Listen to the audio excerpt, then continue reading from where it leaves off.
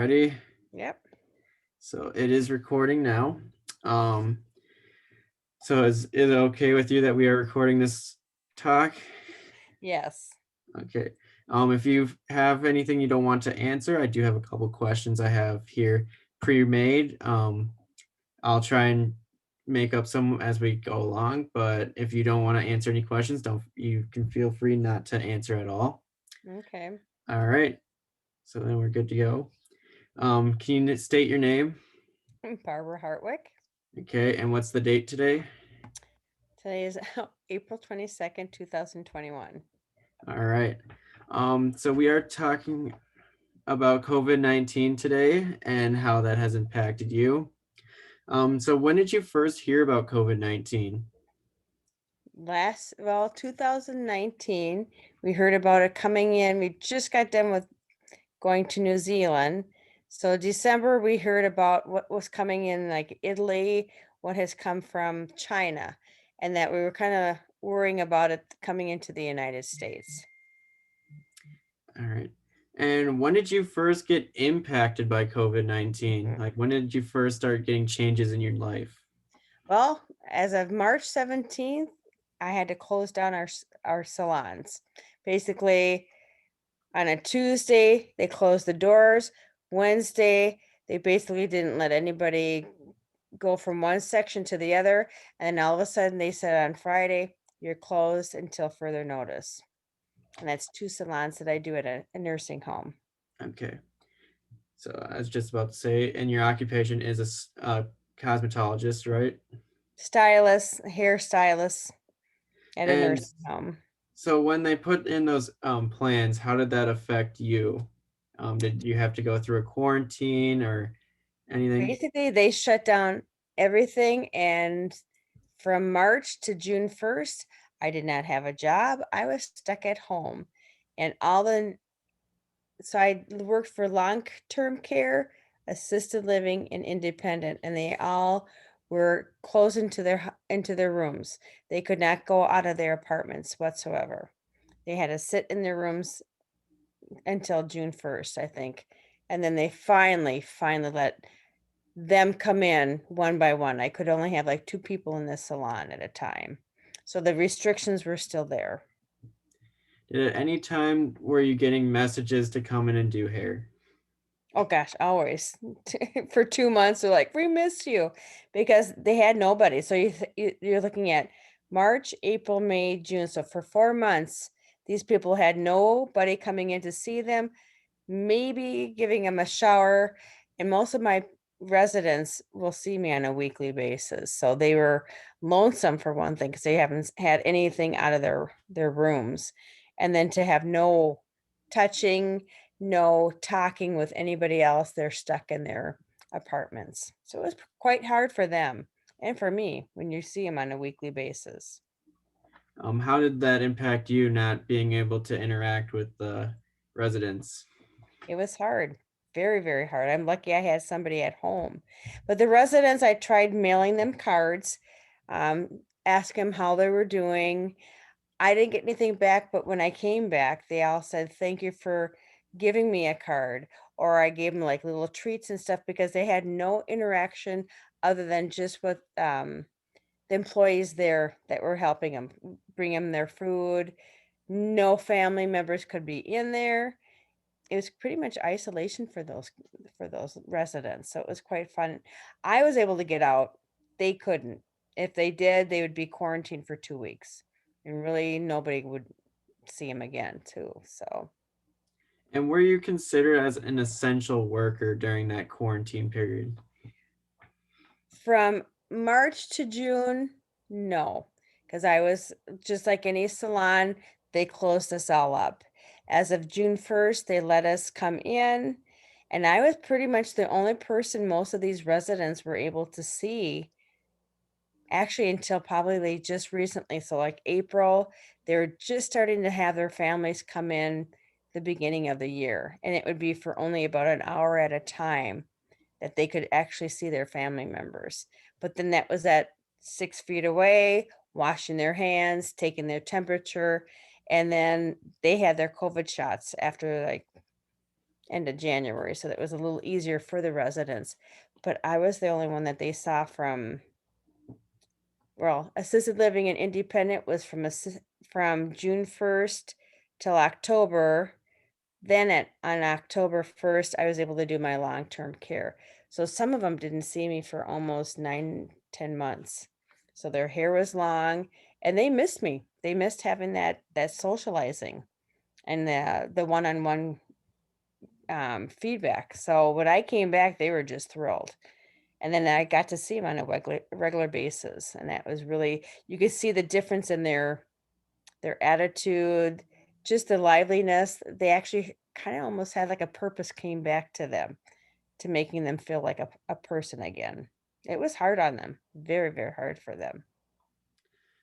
Did you have any plans change because of COVID? Plan like, what kind of Like plans? future plans, so my Oh, everything was shut down. We had a lot of them. We had weddings, we've had trips and stuff that you just had to cancel. You couldn't have it at all. So, and that was depressing too when you're at home watching TV and absolutely not being able to go from even state to state because as a person working in a nursing home, you couldn't even leave the state. If you did, you'd have to be quarantined for 10 days. So, or 14 days, 10 to 14 days.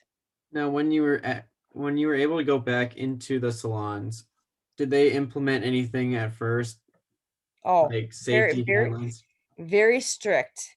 Well, you have this, just the Minnesota Bar Association who does all the regulations for us, had their own, state had their own, so they kinda implemented them together. So when I came back, I had to do a lot of disinfecting of the chairs. You always do your essential combs and all that that you use on one another, but it was basically before they even came into the salon, they had to sanitize their handles on their walkers. I had to make sure handles were clean, chairs were clean, in between everybody's usage of the chair, they had to be clean. All the capes and stuff that I use, I only had to use it once, then I had to make sure I washed it that night. So it was a lot of stuff that I end up having to do, and now it's just old hat. It's just more part of the routine now. But spraying on the chairs, wiping everything down in between every person, wearing a mask, wearing a glasses, or even a shield. At first, I had to have a shield. You couldn't have glasses. You had to have a full shield, full mask, and hands sanitized upon everybody's that came into the salon. So that And was only having 2 people at a time. We couldn't have more than 2 people 6 feet away.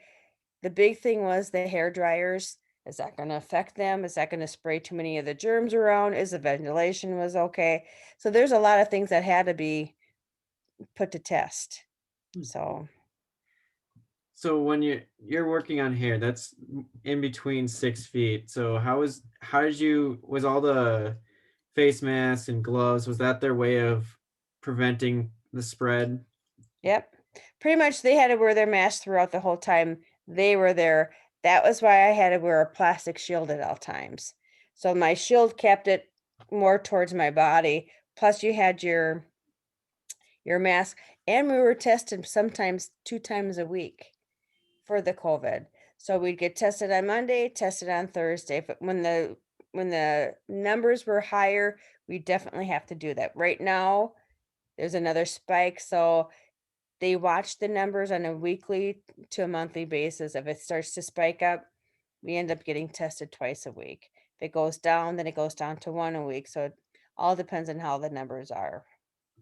So you were working during this pandemic. Did anything change? Like as you were saying, like they implemented the stuff, but as like they go from like strict guidelines to more loose ones, or is it still strict guidelines? It loosened up. So in the beginning, nobody could see anybody, nobody come and go unless you were a nurse, somebody that was completely essential. Once they let me come back in June, I was doing independent and assisted living just because they were a little bit more looser at that time, probably more healthier, whereas the long terms, they wouldn't let me in at all until October. Now, come as of January, they're starting to loosen up, letting families come in.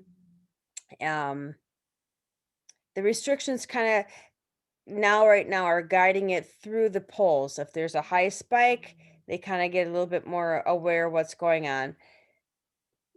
With the spiking even, it's more or less the people who are working that are getting tested. They know everybody's been vaccinated at the nursing home or the home care. So they know the residents are pretty okay. It's just us that are working that we need to be more protective. Mm. So right now, they're starting to have more people coming at dinner time. They're starting to socialize just in this last month. So March and April, they're starting to do cribbage boards, doing bingo with only like 10 people, but at least they're little bit by little lifting up the restrictions. And hopefully in the next month it would be better. But it's all due to what the numbers are. If they go up, they'll stop it. If they go down, then they'll open it up again. That help? Yeah. Um, how long did you think that this pandemic was gonna still go on? I thought it was going to be like 6 months, but now it's been a year. And it kind of made you almost think it's going to be a normal. I can see this going on for at least another 6 months before they finally get a handle on it. I think once everybody's vaccinated, but that's something that goes with the CDC. Who knows what they're going to say? Because you have to do the regulations with them, more or less. Did you have any scares for the flu? Because in a nursing home, the flu kind of goes around, and What's interesting with that? So in the November prior to 2020, a lot of my residents did have the flu, and they think, "Oh, it's just the flu. It's just the flu." And then now that the pandemic's around, we're thinking it probably was the COVID virus that really kind of got a lot of them that passed away. But now the flu, we haven't heard anything about the flu.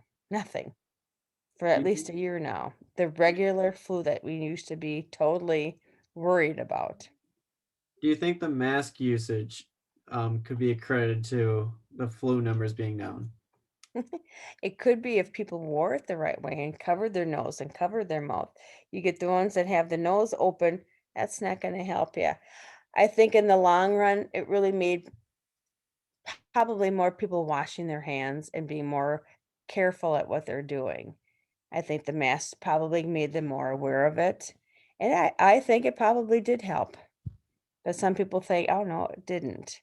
But I think we don't hear anything about the regular flu. And the COVID, we haven't really had any cases probably since March in this home care facility. So it probably has helped. Did you have any people impacted directly by COVID? Like, did you have any residents get COVID? Oh yeah. I'm I was looking at just between 1 year and I probably have lost 25 to 30 residents. Maybe not due to COVID, but I think COVID helped them get, how would you say, along with. They probably have ailments that just the COVID just kinda took them over, you know? There was a man and wife couple, she has Parkinson's, and seemed like a very healthy gentleman, and they both got the COVID. He passed away, and she's still alive, so you really don't know what the COVID would really do, but you see a lot of it. You see a lot of them that COVID just pushed it to the limit and they would pass. So, Was there any backlash on COVID, like the policies in the resident or at the nursing homes? it Like, got to the point where, like, the independent people who should have been independent and able to come and go as they please, they locked the door to the for the main door, so they had to go out the other door, which is where everybody comes and goes, so it's one entry. Well, that's where all everybody comes and goes, so the COVID would be there. but they did not have the ability to leave the premises without being quarantined for 10 to 14 days. They could leave out of the garage, but and have no problem, but if they actually walked out or whatever, they would have to go out the main door and then be, um, quarantined for 10 to 14 days afterwards. Did the nursing assistants there, were they working hard and like doing a lot of sanitizing and stuff while you were working there? Or did you get any glimpse at what the nursing assistants were doing A during the lot of them, a lot of the policy was you had to wear a face mask and head or and gear. I wear plastic things.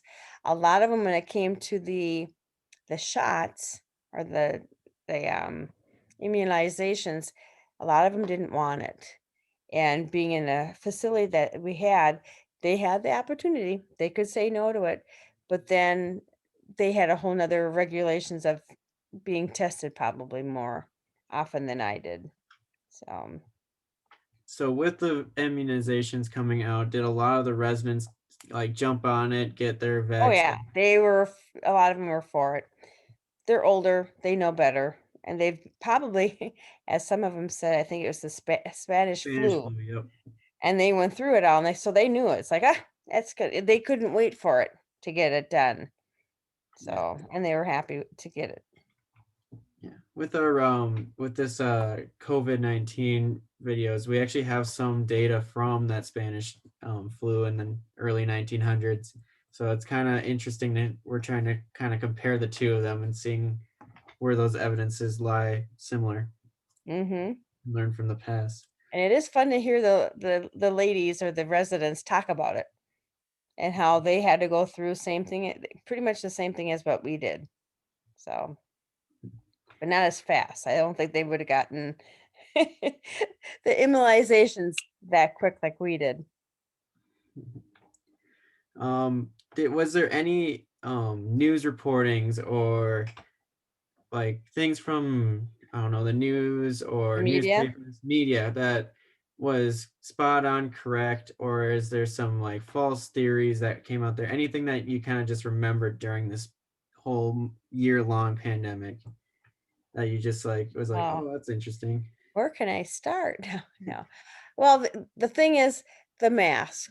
And I think that was the biggest thing for a lot of people. They didn't want to wear it. Why do I have to do it? And they bucked on it. And then they did a lot of things saying, this is what happens when you didn't wear it. And they had a lot of comparisons when it came to the mask. Um, and then they find out, when you don't wear it, like the bars, so then they ended up closing it up. They opened it up to 25%. Well, then there too many people were getting it, realizing that, hey, maybe we did it too fast with the regulations with the mask. So then you kind of know, well, it does help to have the mask and it does help to keep your distance. So I think it was a lot of trial and error that the CDC, the president, I mean, we don't know what we were getting into at the first part of it.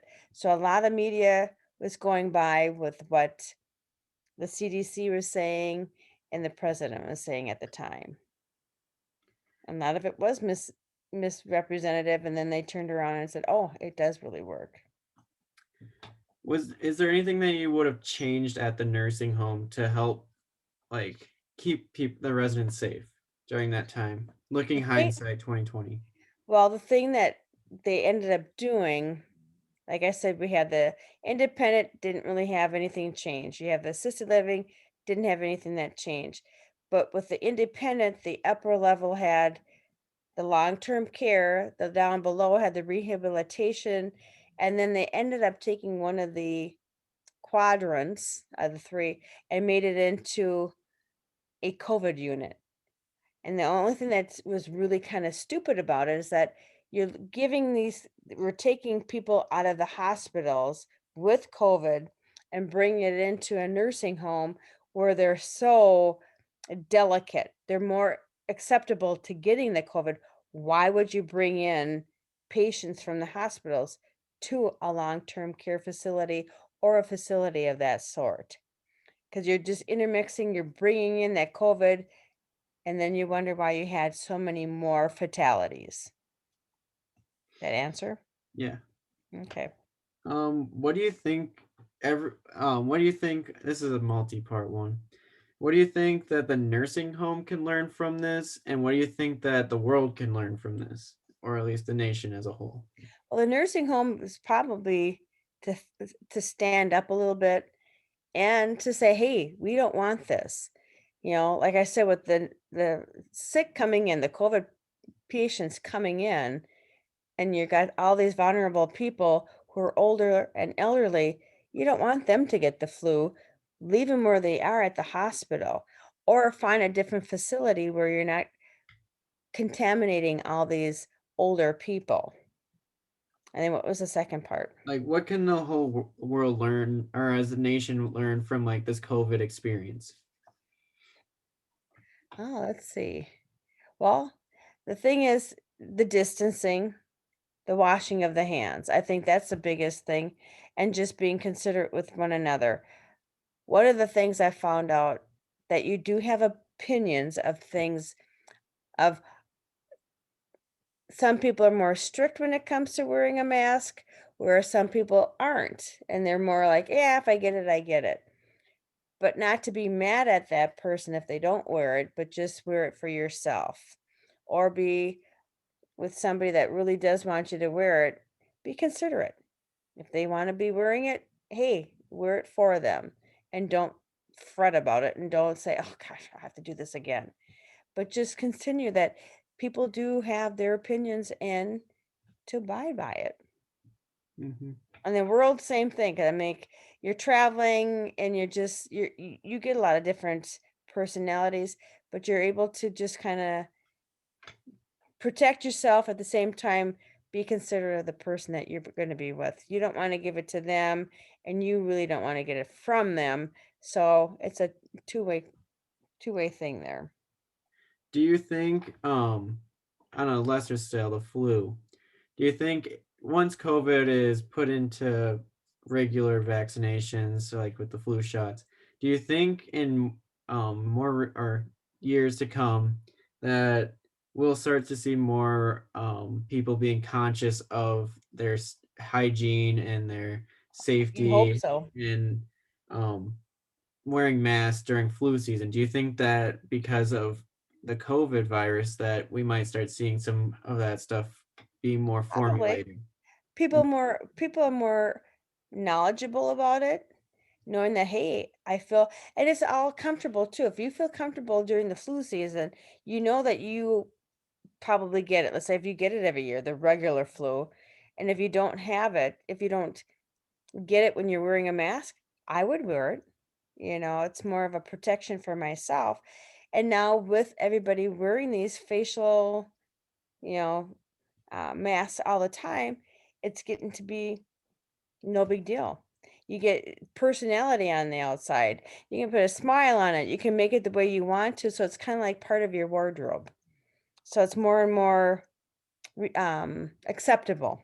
And I think it's acceptable in China and in Japan. It's been like that for years for them because they're just taking consideration for the other people. If you're not feeling good, say, "Hey, I don't want to give you my germs, so I'm wearing my mask." So you probably, as a person like you, Alex, you would be able to say, "Hey, I kind of, she's more considerate for me because I don't want to get sick and she doesn't want to get me sick."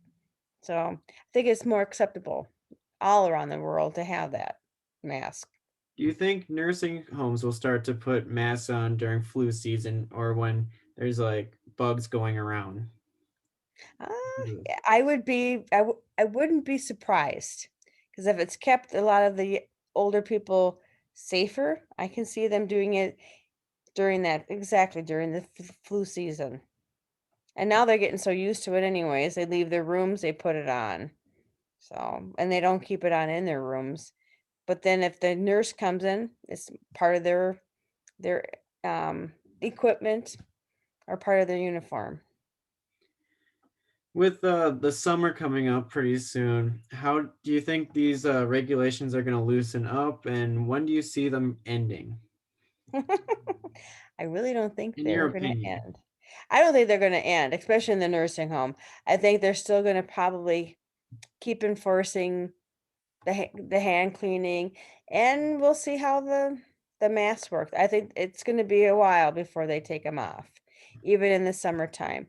Maybe outside, because you have more of the fresh air, but I think indoors, it'll always be used for at least another 6 to probably another year. Who knows? Now, looking at a little bit of your past employment history, I know that I was supposed to talk on beautician or on your stylist, but I know that you have some background as a flight attendant, and flight travel is essential for a lot of businesses. Do you think that these regulations are going to stay during for flights, or do you think that they're eventually going to get lifted? I think they'll probably stay for a while. If they do lift them, it'll probably be up to that person's wanting if they wanna wear it or not, just for their own safety, if it gets to that point. If it's a crowded plane, I would even consider it if it's still that kind of a the flu season, let's say. Um, 'Cause like I said before, I think with the flying, like, I shouldn't even say this, but Delta was really good about keeping the air, the filters going, so you felt safer on a plane even when you didn't have to have your mask on and I was next to my husband. Who says now if I have a person in between me and him, I'd probably consider wearing the mask just to be on the safety of myself. But it's all your preference yourself. And I think this will be maybe our last question, maybe. Okay. Is there any silver linings that came out of this pandemic? Anything that you saw that was like a little bundle of joy or like something that just like a sunflower on a cracked pavement, like something I that th- good came out of it?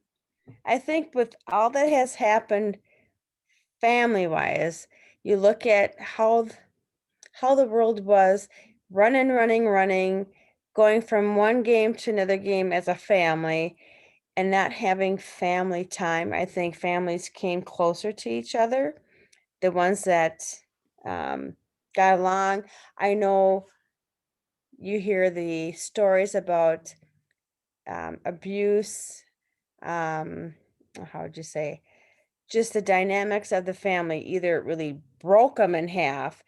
They had a lot of okay, health issues, mental health issues with a lot of people. I think the confinement with a lot of the seniors even they really struggled not having the communication, the one-on-one, even just a hug or a touch of a hand does so much with people. And then the elderly, I think that's as a stylist, you're you're skin on skin. You're working with them on their heads, and they like that feeling of having just somebody touch you. That touch has a lot to say about it. Where a lot of the residents, they're by themselves. They're in their apartments by themselves. And you think about it, 6 months, so March to October, some of them never really got touched at all. And that's hard.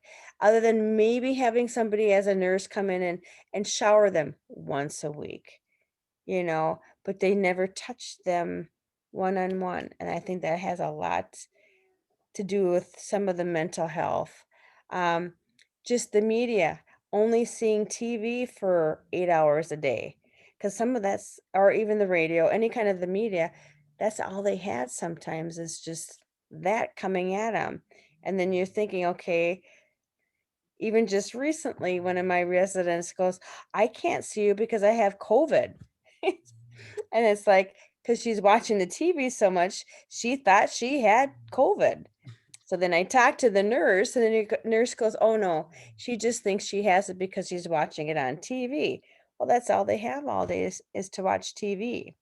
So I mean, that's really hard. And the socializing, for a while there, they were able to be at their doorway and play bingo. They can't see the person next to them, and they can't see the person right of them, and there's nobody playing talking the bingo, like a person actual person. They had a computer doing it. So nobody was interacting with anybody playing bingo, but at least they got to do something.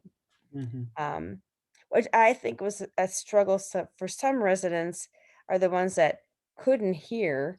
So think about it. You're stuck in your apartment, can't hear anything, so you can't watch TV, you can't read a book. What else is there to do? Or they have the ones that can't see, so they still cannot see the TV, they can hear it, but they can't read a book, they can't read a paper, and that's all they can do is hear what's on the TV, you know? So you're confined and you really kind of go bonkers after a while. So that's I think that is probably the biggest struggle with all of them. It's just the confinement and not having anything or being confined with a spouse or with just your family. You started to probably play cards, watch movies together. You're communicating back with your families. A lot of them actually kind of like found their families again, which is kind of really pretty special, you know? Yep. And you were working between 2 nursing homes during this time period, right?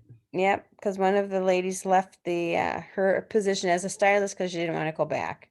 So I was going between two of them. So both of them had long care. Even one of them had a memory care too that I did. So, and I was the only one that got to see him other than maybe the receptionist, people who gave him food. So hopefully I made highlighted their day. And I think unless I get more questions, this should be the last one. And did you have any experiences at a hospital during this Say pandemic? that again. So what? Did you have any experiences at a hospital? Oh, funny you say that. So January or December 26th, I cut my hand and I had to go to the hospital. Husband had to stay outside in the car and I was by myself for 3 hours in the hospital. And yeah, that by myself. So I'm thinking if I had a little kid, it would be awful being by yourself without anybody helping you through that. And you got the nurse coming in, they leave. You have the doctor come in and they leave. And they don't want to be with you more than 10, 15 minutes, let alone touching anything either. But yeah. So that was like, was there any other notable things at the hospital? Like, they had obviously all their gear on. Oh yeah. The face mask, the eye goggles and all that. And they were very you had to be very careful. And for that, even with the COVID with like you're by yourself and you had nobody else to share anything with. And I think that was another one that was struggling for most people, that you didn't have your loved one with you. And luckily, it was only a tendon that I cut. I could just imagine having a baby or any kind of operation, you're by yourself. So that would be tough. All right. Well, I think I am out of questions. Thank you for coming on this interview. Um, Yep. I'll let you know how it turns out. Okay. All right. Thank you. Yep. Bye bye.